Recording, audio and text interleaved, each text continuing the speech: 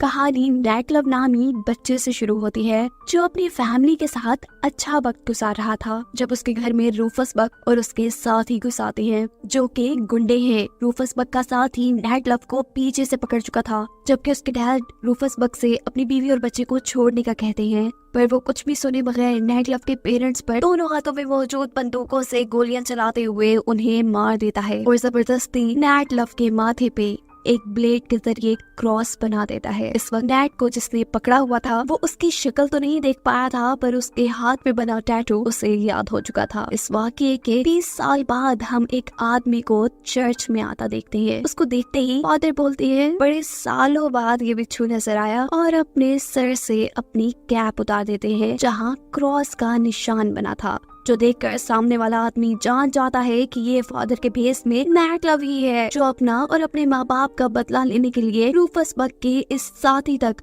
उसके हाथ पे बने टैटू के जरिए पहुंच चुका था जिसका उसने चेहरा तक नहीं देखा था। यानी सच में कुछ तो बात थी इस नाइट में। यह आदमी नाइट क्लब से कहता है भूल जाओ जो कुछ भी हुआ, वो सब पुरानी बातें हैं, लेकिन नाइट क्लब उसे अपनी बात पूरी करने का मौका भी नहीं देता और शूट करके मार देता है। ये सब इस चर्च के असल फादर भी देख रहे थे, जिसे नाइट क्लब कहता है परेशान न हो, इस आदमी को जिंदा या मुर्दा पकड़ने पे यूएस आर्मी ने बड़ा इनाम रखा है, इनाम के पैसे ले और अपनी चर्च में लगाए। कहते ही वो रुका नहीं था। दूसरी तरफ एक गैंग बैंक लूटने के बाद अपने अड्डे की तरफ वापस आ रहा होता है तो कुछ लोग उनके ऊपर फायरिंग शुरू कर देते हैं क्योंकि वो उन्हीं की ताक में बैठे थे। वो गैंग के तकरीबन सब लोगों को मारने के बाद एक आदमी को जिंदा छोड़ देते हैं उससे उसके गैंग की मालूमात लेने के लिए, जो उससे कहता है तुमने बहुत बुरा किया हमें लूटकर, तुम नहीं जानते कि ये पैसा किसका है। इन दोनों को ही इसकी बातों की परवाह नहीं थी क्योंकि ये दोनों नाइट क्लब के साथी थे और उसी की तरह बहादुर भी। यहाँ नाइट क्लब एक सैलून में अपनी गर्लफ्रेंड से मिलने के लिए आया था जो बहुत अमीर थी और उससे नाराज भी थी क्योंकि नाइट क्लब अपने बदले के चक्कर में एक गुंडा बन चुका था और उसका नाइट क्लब गैंग मशहूर भी हो गया था जो लुटेरों को लूटते थे। नाइट क्लब उसकी नाराजगी दूर करने की कोशिश में था जब उसका साथी उसे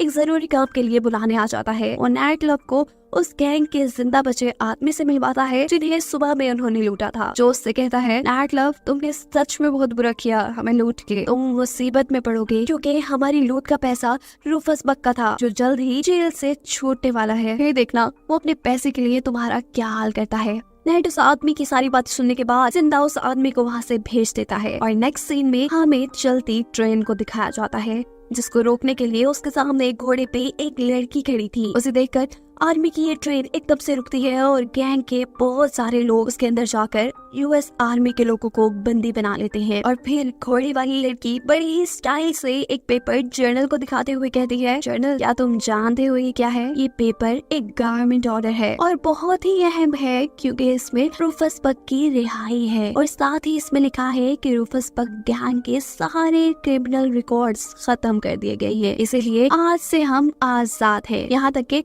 हमें तो तुम्हें मारने तक के पैसे दिए गए हैं क्योंकि हमें पता चला है कि तुम बहुत ही ज्यादा करप्ट हो, तुमने चंद सिक्कों के लिए एक शहर को तबाह कर दिया। असल में ये पूरा गैंग रूफस बक का ही था जो जानता था कि इस ट्रेन में रूफस बक को कहीं और लेकर जाया जा रहा है। ये सब उसे आजाद करवाने के बाद सभी सोल्जर्स को मारकर अपने घोड़ों पर बैठकर रेडवुड सिटी के लिए निकल जाते हैं जो पहले रूफस बक का अड्डा हुआ करती थी, पर उसके जेल जाने के बाद उसका ही एक आदमी रेडवुड सिटी का मेयर बन चुका था जो इस शहर से बहुत पैसे कमा चुका था। रूफस बक उसे अच्छा खासा पीटने के बाद कहता है चलो शराफत से यहाँ से निकल जाओ वरना मारे जाओगे। जबकि दूसरी तरफ नाइट क्लब के पीछे यूएस मार्शल आते हैं जो उससे कहते हैं सुना है बड़ा पैसा कमा रहे हो आजकल। नाइट क्लब जवाब देता है अरे नहीं नहीं, मैं तो बस लुटेरों को लूटता हूँ, जो मिल जाए रख लेता हूँ, कभी मैंने बैंक नहीं लूटा, मैं अच्छा आदमी हूँ।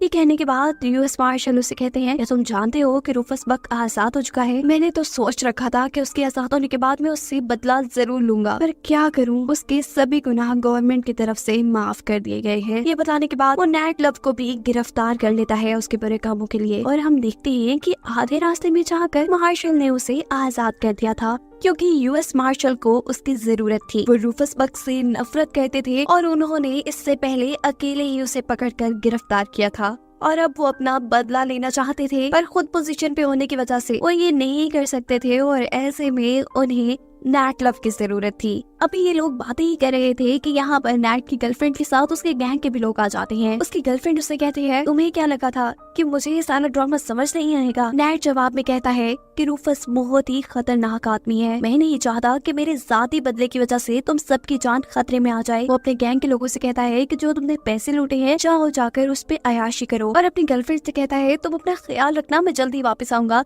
लेकिन कोई उसकी बात मानने को तैयार नहीं था, क्योंकि सबका इरादा उसके साथ उसके मिशन पे जाने का था, जिसके लिए ये लोग रूफस के शहर यानी रेडवुड सिटी के लिए निकल जाते हैं, जहाँ रूफस बक और उसके साथी अभी ये बातें कर रही हैं कि ये जगह दोबारा से उनके लिए जन्नत बन सकती है, पर इसके लिए उन्हें बहुत सा पैसा चाहिए, जो पैसा रूफस बक का गद्दार साथी इस शहर का मेयर खा चुका है। और रूफस के पास तो पैसा इकट्ठा करने का एक और भी प्लान था। दिखाया जाता है कि रूफस की साथी सारे शहर वालों को इकट्ठा करती है और बताती है कि उनके पास खबर आई है कि इस शहर को गवर्नमेंट हाथी आने वाली है और ये शहर बड़े से बिल्डर्स को बेच दिया जाएगा, जिसकी वजह से यहाँ के लोगों के घर भी खत्म हो जाएंगे। अगर सब लोगों को अपने घर बचाने हैं तो उन्हें $50,000 जमा करने होंगे और रूफस बक उनकी मदद करेगा। जवाब में यहाँ के लोग कहते हैं कि पहली बात तो हम इतने पैसे इकट्ठे नहीं कर पाएंगे, और दूसरी बात ये कि हम रूफस बक जैसे बुरे आदमी पर एतबार कैसे करें। जो सुनते ही रूफस बक बोल पड़ता है कि ये शहर मैंने सिर्फ अपने लिए नहीं बनाया, ये हम सबका शहर है और इसकी तरक्की के लिए सबको मेहनत करनी होगी।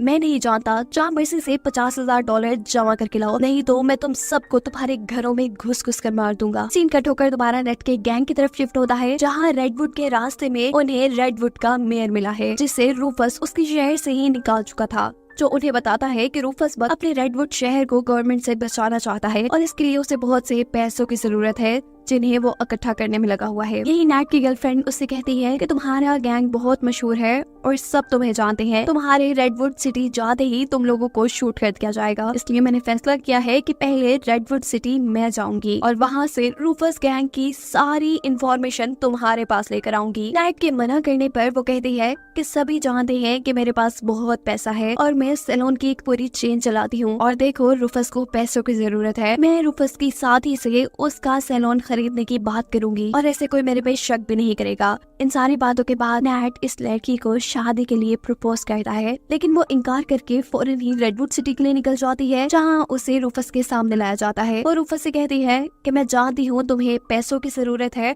और मैं ये सैलून खरीदना चाहती हूँ। रूफस जवाब में कहता है कि हाँ मैं तुम्हें जानता हूँ, तुम बहुत पैसे वाली हो, लेकिन मैं अपने आप को भी जानता हूँ, मेरा नाम रूफस बक है और मेरे नाम से सब लोग कांपते हैं। एक अकेली लड़की का मेरे अड्डे पे ऐसे आ जाना कोई इत्तेफाक नहीं हो सकता। ये बात मैं श्योरिटी से कह सकता हूँ कि तुम्हारे यहाँ आने के पीछे कोई खास वजह है। ये कहते ही उसे बंदी बना लिया जाता है और ये हुक्म दिया जाता है कि अगर कोई सुबह तक उसे लेने ना आया तो उसे मार दिया जाएगा। दूसरी तरफ नैट की गर्लफ्रेंड जब अपने वादे के मुताबिक अपने साथियों के पास सुबह होने से पहले पहले नहीं पहुंचती, तो इनको भी अंदाजा हो जाता है कि वो खतरे में है, जिसकी जान बचाने के लिए ये सब रेडवुड सिटी पहुंच जाते हैं। नैट को देखते ही नैट और उसकी गर्लफ्रेंड दोनों को ही बंदी बना लिया जाता है।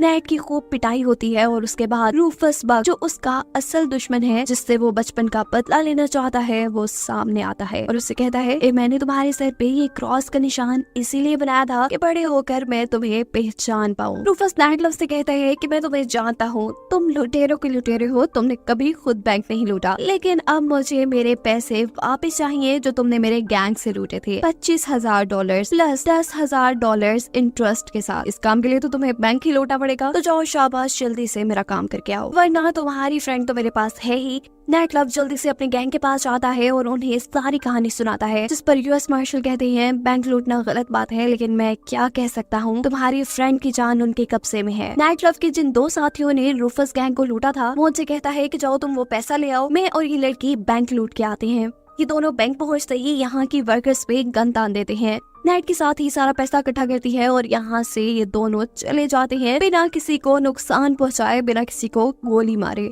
नैट का पूरा गैंग अब पैसों के साथ इकट्ठा होता है और यूएस मार्शल नैट से कहते हैं मैं रूफस को बहुत अच्छे से जानता हूँ, ये पैसे लेने के बाद भी वो तुम्हारी गर्लफ्रेंड को ऐसे नहीं छोड़ेगा। ये लोग अभी इसी सोच में थे कि आखिर क्या किया जाए, जब रेडवुड सिटी का मेयर उनके पास आता है और उनसे कहता है कि अगर तुम रूफस के खिलाफ जंग का सोच रहे हो तो मैं भी तुम्हारे साथ हूँ और मैं तुम्हारे लिए गिफ्ट भी लेके आया हूँ। जो गिफ्ट थे बहुत से वेपन्स। वो इनसे कहता है कि रेडवुड सिटी हमेशा से मेरा था और मैं उसे पाने के लिए कुछ भी कर सकता हूँ। ये लोग रेडवुड सिटी के लिए निकल जाते हैं और गैरेज को यूएस मार्शल खुद चला रहे थे, क्योंकि उन्हें कोई भी गुंडा आसानी से नहीं मार सकता था। सभी जानते थे कि उनको मारने पर यूएस आर्मी उनके पीछे पड़ जाएगी। रूफस के गैंग के कुछ आदमी मार्शल के पास आते हैं, जिनसे मार्शल कहता है कि मैं रूफस से एक डील करने के लिए आया हूँ। उनके ऐसा कहते ही मार्शल के गैरेज में एक बड़ा सा ब्लास्ट होता है। रूफस के 4 आदमी मारे जाते हैं और शहर के सभी लोग इस धमाके से डरकर यहाँ से भाग जाते हैं। रास्ता साफ होने के बाद यहाँ पर नेट लव अपने गैंग के साथ एक और गैरेज में आता है। इस गैरेज में वो सारा पैसा भी है और बहुत से डायनामाइट्स, जिससे ये लोग कुछ भी तबाह कर सकते हैं। नेट लव रूफस से कहता है कि पहले मेरी गर्लफ्रेंड को छोड़ो और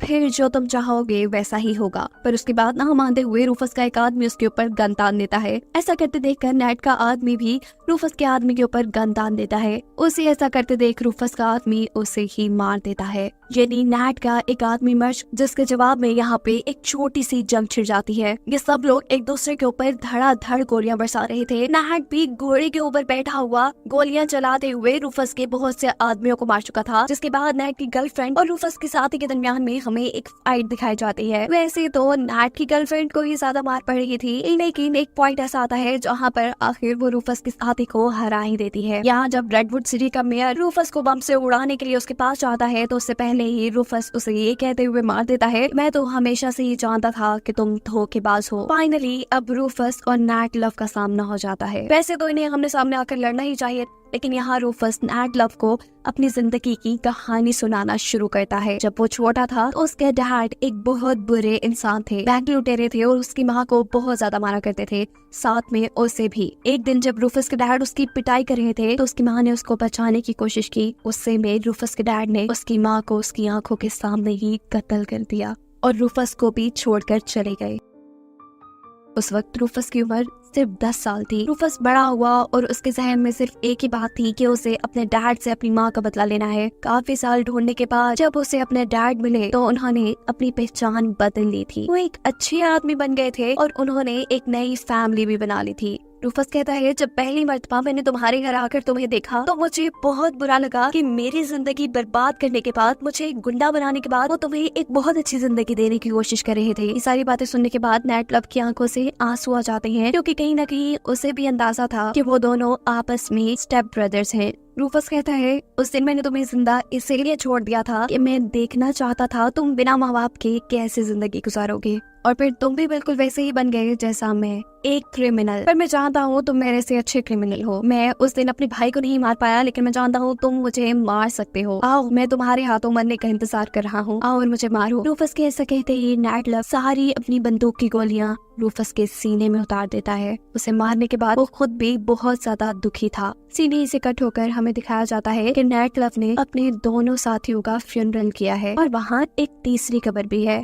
जो नेट लव की थी। इसलिए नहीं कि वो खुद भी मर गया था, बल्कि इसलिए कि उसने पुराने नेट लव को मार दिया था और अब वो अपना बदला पूरा करने के बाद एक नई और एक अच्छी जिंदगी गुजारना चाहता था अपनी लाइफ पार्टनर के साथ। और यही सब दिखाते हुए ये कहानी यहाँ खत्म हो जाती है।